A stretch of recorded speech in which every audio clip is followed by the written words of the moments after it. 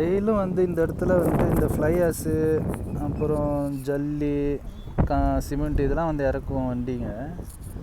ஆனால் இன்றைக்கி ஒரு வண்டி வந்துச்சு ஃப்ளை ஆஷு இறக்கிறதுக்கு. அந்த வண்டி டிரைவர் கவனிக்காமல்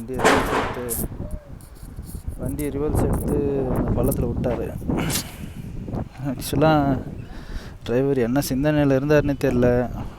உள்ளே ஃபுல்லாக பயங்கரமாக அடிபட்டுக்குது, கண்ணாடிலாம் வச்சுட்டு.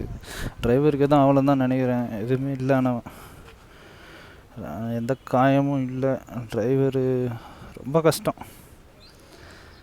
இந்த அளவுக்கு பெல்ட்டி ஆகிற அளவுக்கு என்ன பண்ணார் டிரைவரு?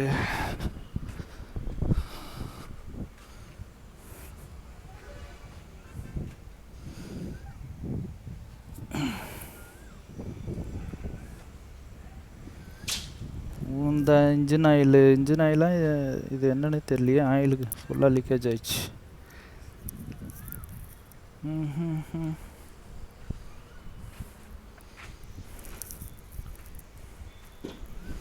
ரிவல்ஸ் கவனிக்காமல் வந்து இதில் விட்டார்னு நினைக்கிறேன். கரெக்டாக இது இந்த இடம் இது கீழே ஃபுல்லாக பள்ளம்.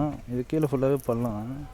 ஆக்சுவலாக வந்து அந்த வேமெண்ட்டில் வண்டி எடுத்துகிட்டு போயிட்டு இப்படி வருவாங்க, இது கட் பண்ணி உள்ளே போயிட்டு வேமெண்ட் போட்டு அப்படியே ரிவல்ஸ் வந்து இப்படி போயிடுவாங்க.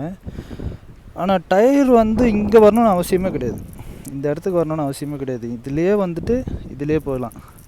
இவ்வளோ தூரம் வந்துச்சுன்னா என்ன மைண்ட் செட்டில் இருந்தார் டிரைவரு தெரியலையே.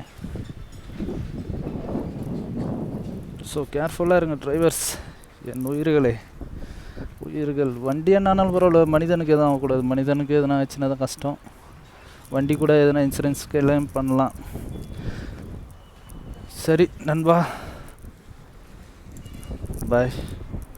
Careful, be careful.